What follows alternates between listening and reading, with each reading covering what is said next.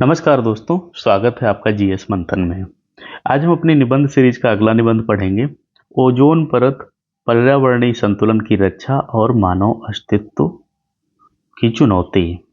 यह निबंध हमारे लिए महत्वपूर्ण है। महत्वपूर्ण कई नज़रों से है, चूंकि यह पर्यावरण से संबंधित निबंध है। ओजोन का निबंध है, ओजोन लेयर जो हमारी है उससे संबंधित निबंध है। नीचे की लाइन पर बहुत ध्यान नहीं देते हैं, मेन है हमारा मेन टॉपिक पता होना चाहिए। देखो, निबंध सीरीज जो अपनी चल रही है वो UPSC, PSC, RO, BPSC, RPSC यानी सारे एग्जाम के लिए है। जहाँ भी मेंस आपका पूछा जाता है उन सब के लिए यह सीरीज है। ओजोन से संबंधित निबंध हमेशा आते हैं। कभी भी प्री वगैरह में भी पूछ लेता है कि ओजोन किस परत में है, जो हमारी वायुमंडल की परतें हैं तो किस परत में है। तो हमने आपको परतें भी व्यापक पढ़ाई हैं। निबंध लिखने में कुछ महत्वपूर्ण चीज़ें हमें ध्यान रखनी है। जैसे हम वही टॉपिक लेंगे जिसमें हमें 60 से 70% तक चीज़ें पता हों। दूसरी चीज़ है, निबंध में हम वही फैक्ट यूज करेंगे जो हमें पहले से पता हो, यानी गलत फैक्ट नहीं यूज करेंगे। निबंध को हम बहुत विचार करके लिखेंगे, यानी हमारी भाषा बहुत संतुलित होनी चाहिए। 3 खंड में निबंध लिखा जाता है: प्रस्तावना, मुख्य भाग और निष्कर्ष। ये तीनों खंड बहुत महत्वपूर्ण होते हैं जिनमें हम निबंध लिखते हैं। प्रस्तावना में हम लिखते हैं 100 शब्द जो कि हमारे टॉपिक से संबंधित होते हैं और बताते हैं कि टॉपिक में हम क्या करने जा रहे हैं। मुख्य भाग हमारा क्या रहता है? मुख्य भाग हमारा रहता है जिसमें हम सामाजिक, आर्थिक लाभ, हानि, चुनौतियां आदि लिखते हैं, यानी मुख्य निबंध लिखते हैं। निष्कर्ष हमारा मुख्य भाग का ही निचोड़ रहता है। तो निबंध, इसमें कुछ चीज़ें हमें और ध्यान रखनी। एक चीज़ और ध्यान रखो, पेपर में आपका निबंध पूरा पढ़ा जाता है, इसलिए निबंध हमारा अच्छा होना चाहिए। जो पैराग्राफ बनाएंगे एक दूसरे से इंटरकनेक्ट होने चाहिए। और निबंध जो हमने पहले कराए, इससे पहले कराए, उनको भी आप देखिएगा, आपके लिए बहुत महत्वपूर्ण है। यदि पहली बार आप आए हो क्लास देखने तो आप सब्सक्राइब जरूर कर लीजिएगा, जिससे आने वाले आपको जितने जीएस के या निबंध के टॉपिक हैं बराबर मिलते रहें। बार बार मुद्दे को हम इसमें निबंध में दोहराते नहीं हैं। ऐसा नहीं है कि हम बार बार एक ही बात पैराग्राफ में लिखते जा रहे हैं। तथ्य सही लिखेंगे, जैसे चाहे वो सन से संबंधित बात हो, चाहे वो कोई भी फैक्ट हो, वो हम बिल्कुल सही लिखेंगे। क्योंकि फैक्ट देखिए दूर से ही दिख जाता है निबंध में, यानी अंक गणितीय संकलन जहाँ होता है, चाहे गिनती जहाँ लिखी होती है वो पहले ही दिख जाती है लाइन में। तो अगर एक हमारा फैक्ट गलत हो गया तो पूरे निबंध पर गलत असर पड़ जाता है। क्लास को पूरा देखेंगे जिससे कि यहाँ पर समझ आ जाए। पीडीएफ क्या होता है, पीडीएफ से आप केवल ये देख लेते हो कि हाँ भाई ये कंटेंट लिखा है, उसको समझाना या उसके पीछे का इतिहास नहीं समझ पाते हो हम। निबंध में हमें टॉपिक से बाहर नहीं जाना है, यानी जो हमें टॉपिक दिया गया है उसी संबंधित हमें रहना है। सूक्तियों का प्रयोग हमें करना है, लेकिन बहुत ज़्यादा नहीं। ऐसा ना हो कि निबंध में हमें सूक्ति सूक्ति ही दिखाई दे। पहली बार देख रहे हैं तो आप सब्सक्राइब कर लीजिएगा। बाकी निबंध के प्रॉपर नियम का हमने एक आपको क्लास दिया यानी वीडियो दिया है, तो उसको आप जरूर देखिएगा। हमारा टॉपिक है ओजोन परत, पर्यावरणीय संतुलन की रक्षा और मानव अस्तित्व की चुनौती। यानी हम पहले ओजोन परत के बारे में बताएंगे, उससे पर्यावरण को क्या लाभ है वो बताएंगे, फिर मानव को क्या चुनौतियां हैं, उसको अगर वो खराब हो गई, क्षय हो गया तो उससे क्या नुकसान है मानव को, कैसे उसको बचाना चाहिए, इन सब चीज़ों पे हमें बात करनी है। तो पहले हम लिखते हैं प्रस्तावना। प्रस्तावना में हम इस निबंध यानी इस टॉपिक से बारे में थोड़ी चीज़ें लिखेंगे। ओजोन परत धरती के वातावरण की एक महत्वपूर्ण ढाल है जो हमें सूर्य से आने वाली पराबैंगनी किरणों के खतरनाक प्रभावों से बचाती है। यह परत वायुमंडल में समताप मंडल में पाई जाती है और मानव जीवन समस्त जैव विविधता के लिए आवश्यक सुरक्षात्मक कवच का कार्य करती है। यह प्री में कई बार पूछा गया है कि ओजोन परत किस मंडल में पाई जाती है। वैज्ञानिकों का कहना है कि यदि यह परत न होती तो पृथ्वी पर जीवन असंभव हो जाता, क्योंकि पराबैंगनी किरणें त्वचा, कैंसर, आंखों की बीमारियों और आनुवांशिक क्षति का कारण बन जाती हैं। इसी कारण ओजोन परत का संरक्षण केवल पर्यावरणीय मुद्दा नहीं है, बल्कि यह मानव अस्तित्व और भविष्य से गहराई से जुड़ा हुआ विषय है। 20वीं सदी के मध्य तक मानव ने इस परत को नुकसान पहुंचाने वाली गतिविधियों को तेज कर दिया। रेफ्रिजरेटर, एयर कंडीशनर और औद्योगिक प्रक्रियाओं में क्लोरोफ्लोरोकार्बन जैसे रसायनों का व्यापक उपयोग शुरू हुआ। इन रसायनों से निकलने वाला क्लोरीन और ब्रोमीन वायुमंडल की ऊपरी परत तक पहुंचकर ओजोन के अणुओं को तोड़ता है। परिणाम स्वरूप ओजोन परत में छिद्र बनने लगे, जिसका सबसे गंभीर उदाहरण अंटार्कटिका के ऊपर देखा गया। वैज्ञानिकों ने चेतावनी दी कि यदि यह प्रक्रिया अनियंत्रित रही तो मानव स्वास्थ्य और पारिस्थितिकी तंत्र पर विनाशकारी असर पड़ेगा। इसने वैश्विक स्तर पर चिंता पैदा की और अंतर्राष्ट्रीय समझौतों की नींव रखी। ओजोन परत की क्षति का असर केवल मानव स्वास्थ्य तक सीमित नहीं है, यह कृषि और समुद्री जीवन पर भी गहरा प्रभाव डालता है। पराबैंगनी किरणें पौधों की वृद्धि को रोकती हैं, जिससे खाद्य उत्पादन घट सकता है। महासागरों में रहने वाले प्लवक जीव जो खाद्य श्रृंखला का आधार हैं, भी इन किरणों से प्रभावित होते हैं। इससे समुद्री पारिस्थितिकी और मत्स्य उद्योगों पर प्रतिकूल असर पड़ सकता है। इस प्रकार ओजोन परत का क्षरण एक व्यापक संकट है जो स्वास्थ्य, भोजन, अर्थव्यवस्था और पर्यावरण सभी से जुड़ा हुआ है। तो अब हमने ये बता दिया कि जो ओजोन का क्षरण यदि होता है तो फिर क्या क्या उससे संकट पैदा हो सकते हैं, चाहे वो मानव के लिए हो, चाहे वो जीवों के लिए हो, जो भी चीज़ें हैं उनके लिए क्या क्या संकट पैदा हो सकते हैं। अब हम थोड़ा देखते हैं कि समाधान क्या हुए अब तक। मानव सभ्यता ने इस चुनौती का समाधान खोजने के लिए संयुक्त प्रयास किए।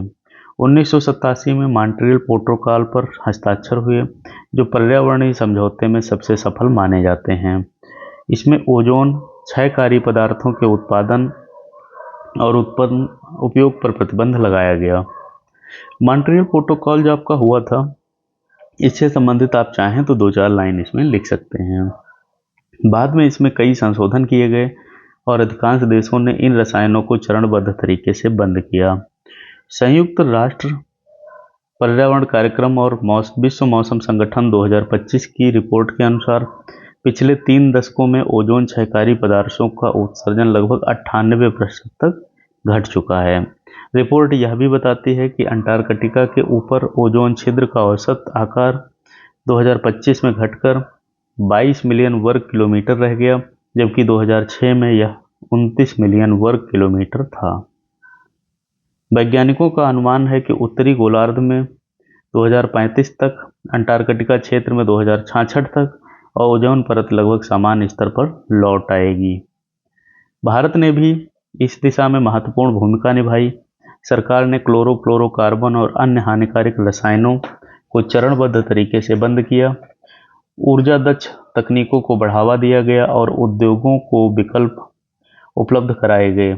2025 तक भारत ने हाइड्रोक्लोरोकार्बन, और ये जो होता है HCFC इसको बोलते हैं, हाइड्रोक्लोरोकार्बन के उपयोग को 70% तक घटाने का लक्ष्य हासिल किया है। देखो ये जो चीज़ें इसमें हैं, ये सारी चीज़ें ये एक डाटा होती हैं, तथ्य होते हैं, तो इन्हें आप तभी प्रयोग करेंगे जब आपको सही याद है।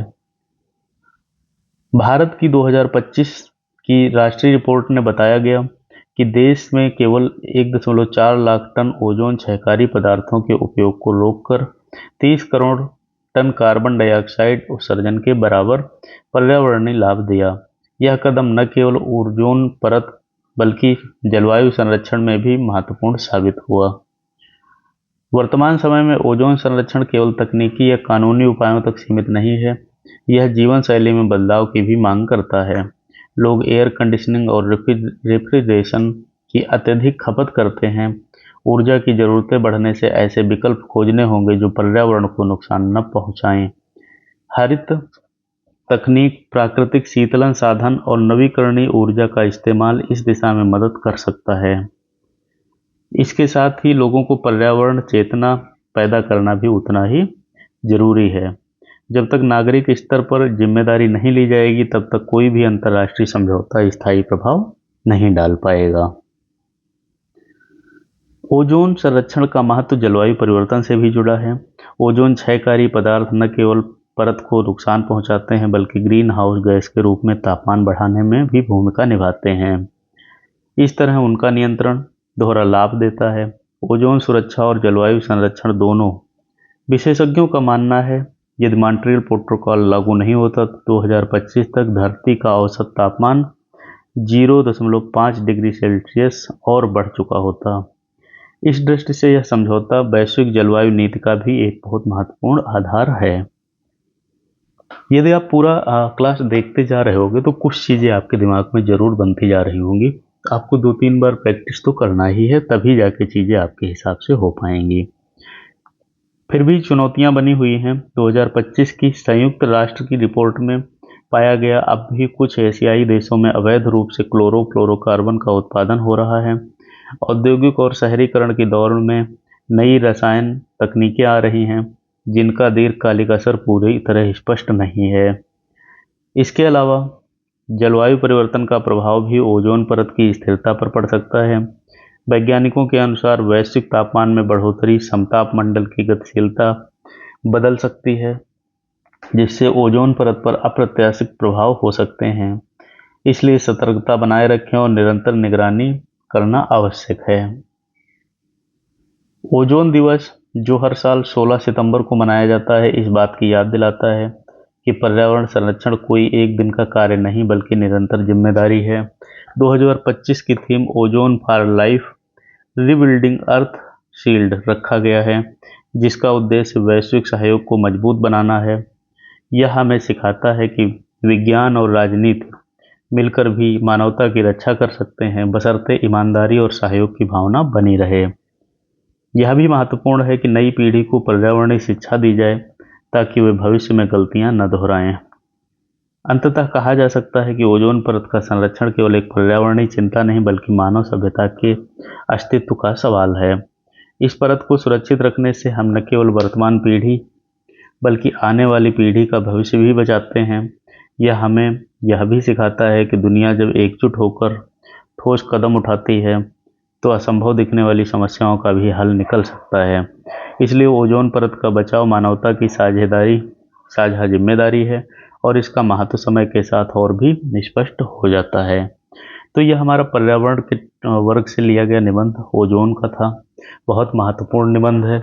इस पर प्री में भी क्वेश्चन बन सकते हैं और मेंस में भी बन सकते हैं, निबंध भी बन सकता है।